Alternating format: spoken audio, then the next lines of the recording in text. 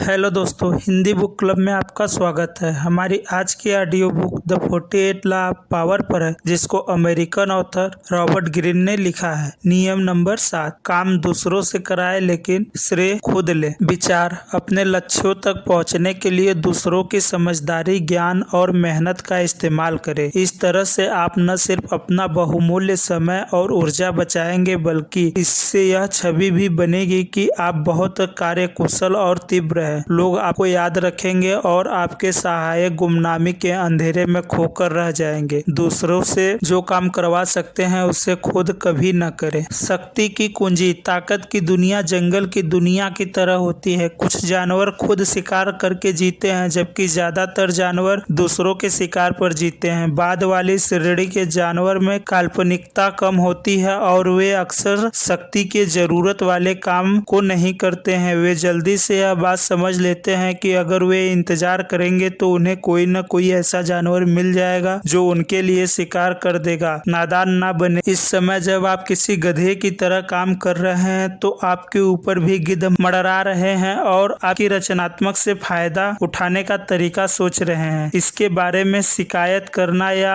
आग बबूला होना बेकार है। बेहतर यह है कि आप खुद की रक्षा करें और इस खेल को निपुणता से खेलें। शक्ति का आधार स्थापित करने के बाद आप गिद्ध बन जाएंगे। इस नीति पर चलने से बहुत सा समय और मेहनत बच जाएगा। कलाकार पीटर के कैरियर के समय में उनकी पेंटिंग की मांग बहुत बढ़ गई। उन्होंने एक सिस्टम बना लिया। वे अपने बड़े स्टूडियो में दर्जनों अच्छे पेंटर को नौकरी पर रखते थे। उनमें से एक कपड़े बनाने में माहिर था तो दूसरा पृष्ठभूमि बनाने में, और इसी तरह बाकी क्षेत्रों के भी विशेषज्ञ थे। उनके इस स्टूडियो में एक साथ बहुत से चित्रों पर काम चलता था। जब कोई महत्वपूर्ण ग्राहक स्टूडियो देखने आता तो पीटर उस दिन नौकरी पर रखे पेंटर को भगा देते थे। जब ग्राहक बालकनी से देखता था तो उसे पीटर अविश्वसनीय तेजी और ऊर्जा से कई पेंटिंग पर एक साथ काम करते दिखते थे। ग्राहक हैरान रह जाता था कि यह व्यक्ति कितना असाधारण है जो कम समय में इतने सारे मास्टरपीस पेंट कर सकता है। यही इस नियम का सार है। काम दूसरों से कराना सीखे और श्रेय खुद ले, ताकि लोगों को यह लगे कि आप में अनूठी शक्ति है। अगर आप हर काम खुद करना चाहेंगे तो आपकी ऊर्जा बर्बाद होगी और आप थकान के मारे निडाल हो जाएंगे। ऐसे लोगों को ढूंढें जिनमें योग्यता और रचनात्मकता हो, जिनकी आप में कमी हो। या तो उन्हें नौकरी पर रख ले और उनके काम पर अपने नाम का लेबल लगाना शुरू कर दे, या फिर उनके काम पर अपना नाम चिपकाने का कोई और तरीका खोजे। इस तरह से उनकी रचनात्मकता लोगों के सामने आपकी रचनात्मकता बनकर जाएगी और आप जीनियस नजर आने लगते हैं। इस नियम का इस्तेमाल आप एक और तरीका से कर सकते हैं। इसमें आपको परजीवी की तरह अपनों की मेहनत का फायदा उठाने की जरूरत नहीं है। इस तरीके का सार यह है कि ज्ञान और बुद्धि के बेहद कोण यानी अतीत का इस्तेमाल करें।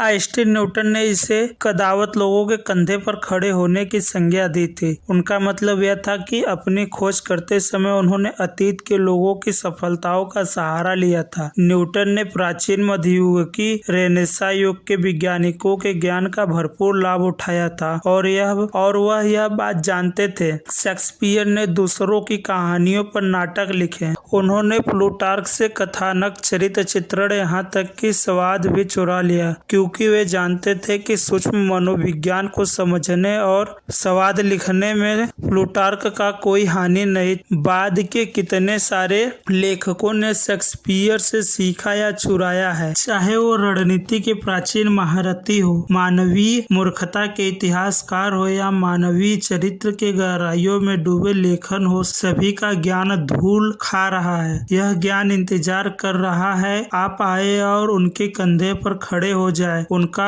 वाग् कौशल आपका वाग् कौशल बन सकता है, उनकी निपुणता आपकी निपुणता बन सकती है, और वे सभी कब्र से उठकर कभी लोगों को यह बताने नहीं आएंगे कि आपने उनका ज्ञान चुराया है। आपके पास दो रास्ते हैं, या तो मौलिक काम करने की कोशिश में जिंदगी भर मेहनत करे, लगातार गलतियां करे, अपना समय और ऊर्जा बर्बाद, या फिर अतीत के सेनाओं का इस्तेमाल करके किला फतेह कर ले। जैसा बुशमार्क ने एक बार कहा था, मूर्ख कहते हैं कि वे अपने अनुभव से सीखते हैं। मैं दूसरों के अनुभव से लाभ उठाना पसंद करता हूँ। तस्वीर, गिद्ध। जंगल के सभी जीवों में में उनका काम सबसे आसान होता है। दूसरों की कड़ी मेहनत से उनका काम आसान बन जाता है। उनके मरने से पहले उन्हें भोजन मिलता है। गिद्ध पर निगाह जमाए रखे, जब दूसरे कड़ी मेहनत करते हैं तो वह उनके ऊपर मंडराता रहता है। उन्हें बुरा न माने बल्कि उनके साथ जुड़ जाए। विशेषज्ञ की राय। इस छोटे से जीवन में सीखने को बहुत कुछ है और ज्ञान के बिना जिंदगी अर्थहीन है। इसलिए सबसे ज्ञान हासिल करना एक उत्कृष्ट तकनीक है। दूसरों को जी तोड़ मेहनत के बल पर आप महानता और प्रतिष्ठा हासिल करना सीखें। थैंक यू दोस्तों, आई होप ये वीडियो आपको अच्छी लगी होगी।